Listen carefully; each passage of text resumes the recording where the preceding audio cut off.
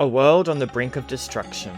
A theme so prolific in games that it has now become a common cliché. After the release of Terranigma for the Super Famicom in Japan in 1995, the company Quintet seemed to lose the bellow in its sales as members left to contribute to other studios, perhaps due to the parting of ways with publisher Enix. Established as a subsidiary of Quintet in 1995, Shade became the studio which released the remnant of the Terranigma team's next game, the Granstream Saga.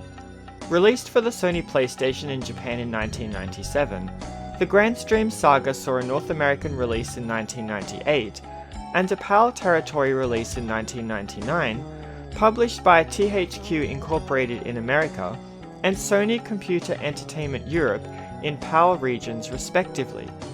Like their floundering former company, the world of the Granstream Saga is in a state of decline as the world is covered in water and only 4 remaining continents are held aloft by a diminishing magic, causing the remnants of humanity to slowly come to terms with their inevitable demise. We begin the story as Eon, a young man who was raised by Valos, a man who found him as a young child. Eon assists the sage to slice off large pieces of the land of Shilf with magic stones in order to slow the descent of the continent to the sea.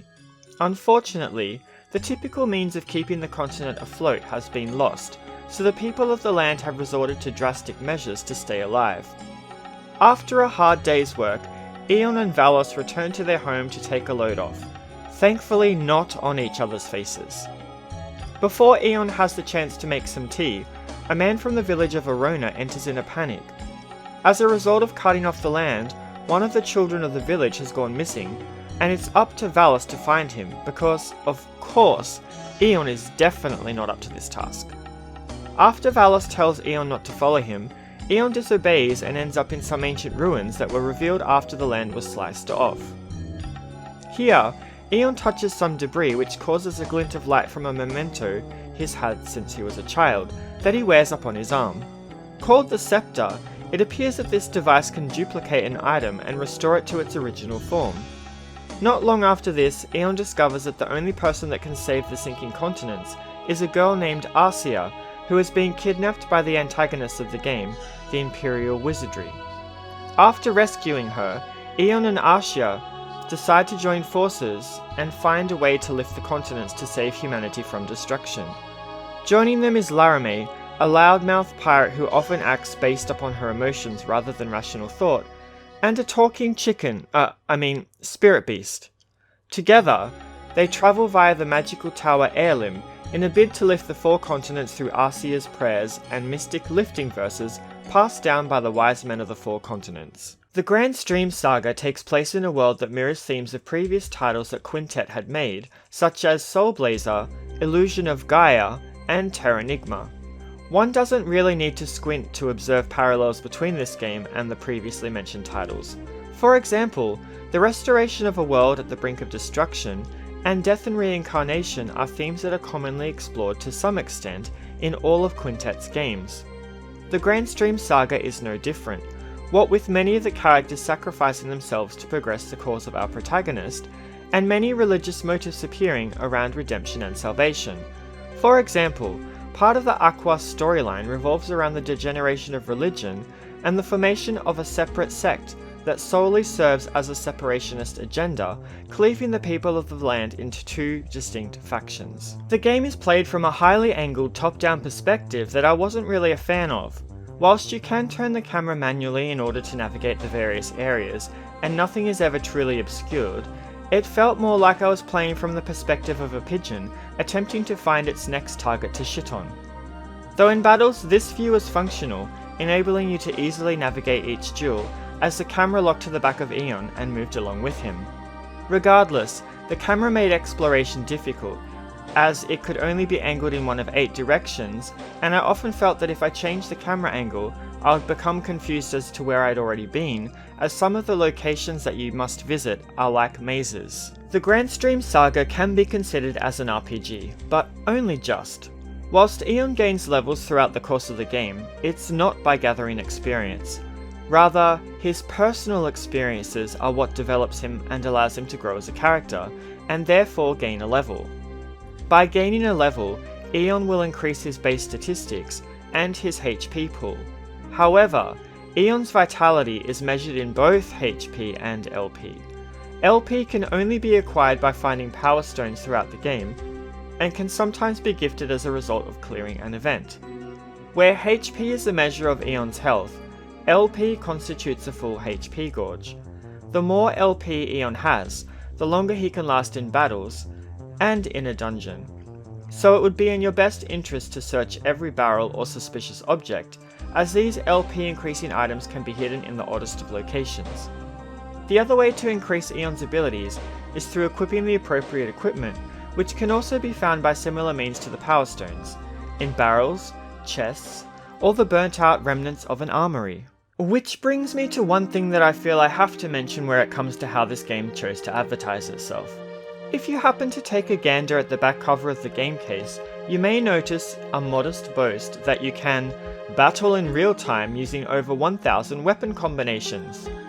Whilst it is true that you may be able to make this number of combinations, the player will always choose the equipment that's best for the situation, or the most powerful.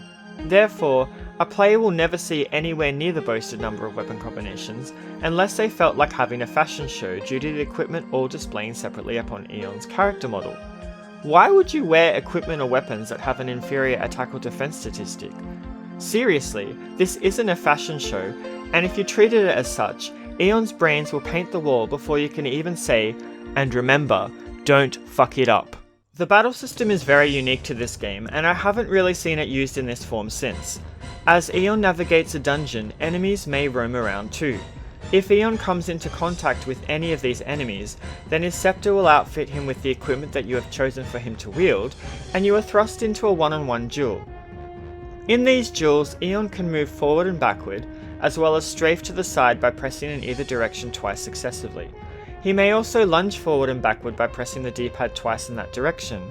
Depending on whether you just press the attack button or a directional button with the attack button, Eon will swing his weapon in a variety of ways.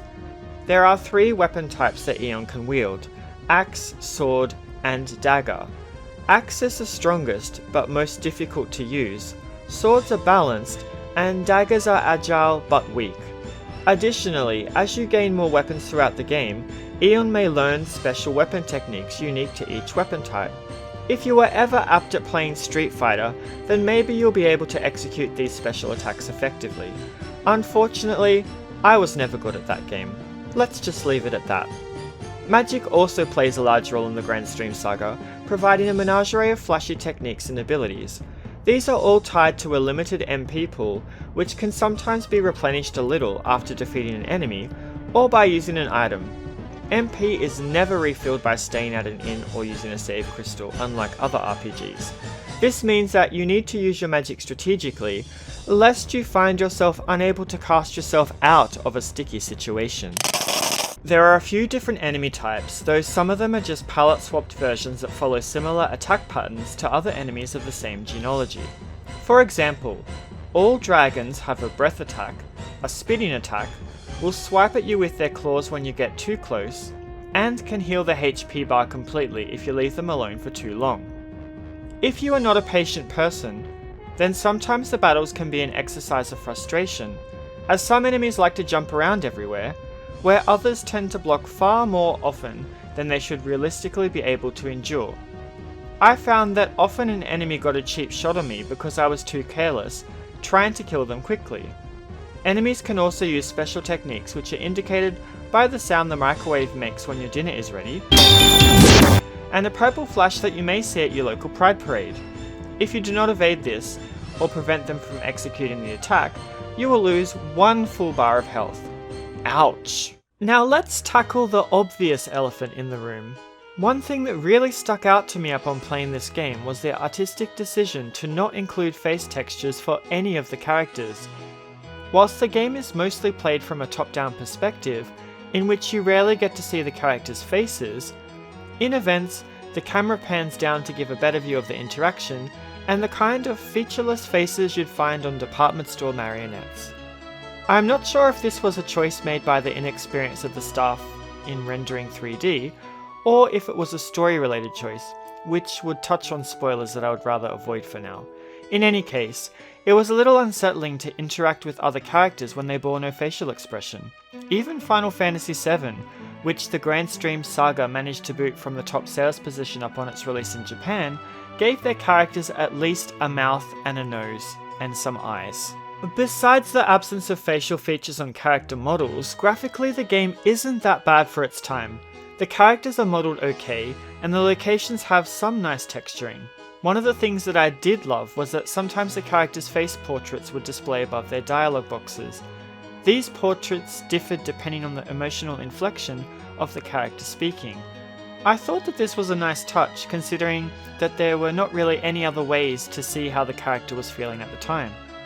I also really enjoyed the animated cutscenes that appeared quite regularly throughout the story, even if some of them were a little pointless.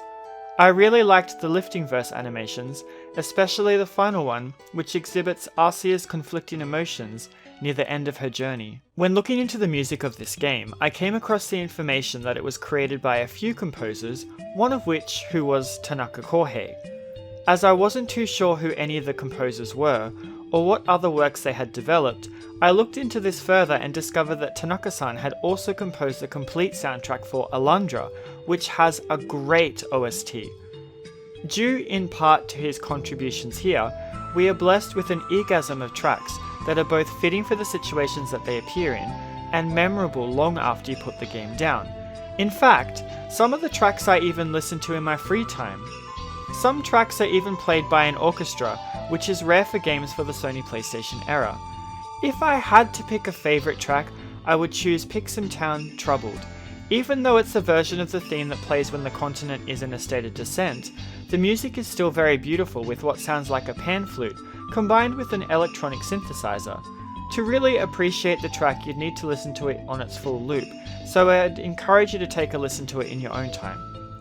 My only complaint about the soundtrack is that the battle track is very monotonous, repetitive, and not at all interesting. I would have preferred to either see an evolution of it as the game progressed, or a different track played based on the continent that Eon was fighting upon. In a time when voice acting was scarcely a thing in console games, I am happy to report that the voice acting in this game is actually pretty good. All the characters inject emotion into their scenes, and their inflection matches the feel of the situation. The chicks are going to die! I often felt moved by the dialogue, even though some of it was a little ridiculous at times.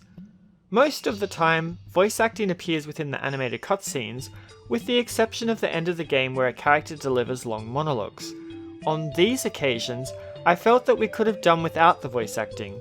Not that the quality was bad, but because the scene wasn't animated in any way, there wasn't anything to really hold my attention. But then, I don't really like listening to podcasts, so if you do, maybe you won't mind this design decision, though it only appears the one time. The Granstream Saga is a game that was innovative for its time. Not only did it make a bold choice by omitting face textures from characters, but it also took a different approach to battles that had not been seen in previous games by Quintet. Whilst the battle system was functional and served its purpose, more often than not I found that I was frustrated and impatient with it, so I wouldn't recommend the game for that aspect. However, the story is worth playing through. The game can be completed in around 15 to 20 hours, so if you're looking for something to tide you over until the next big AAA release, maybe give it a look. By the way, what games have you played that had a unique battle system that sometimes tended to frustrate you? As mentioned, I was impatient with the battle system in the Granstream Saga, which did detract a little from my enjoyment of the game, so I would like to know your thoughts. Thanks for watching, and I look forward to seeing you in the next video. Bye for now!